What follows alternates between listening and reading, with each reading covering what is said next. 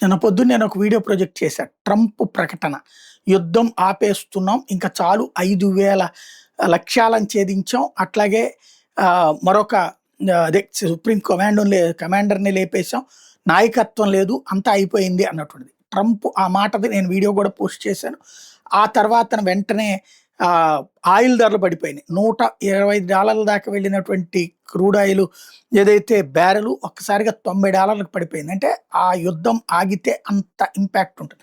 Hormuz జలసంధి దగ్గర కూడా క్లియర్ అయిపోయింది అని వచ్చింది ప్రచారం. కానీ సీన్ కట్ చేస్తే కాసేపటికి హార్ముజ్ జలసంధి దగ్గర అమెరికా ఆయిల్ ట్యాంకర్‌ని పేల్చడం ద్వారా యుద్ధాన్ని మేము ఆపబోమన్నటువంటి సంకేతం ఇచ్చింది ఇరాన్.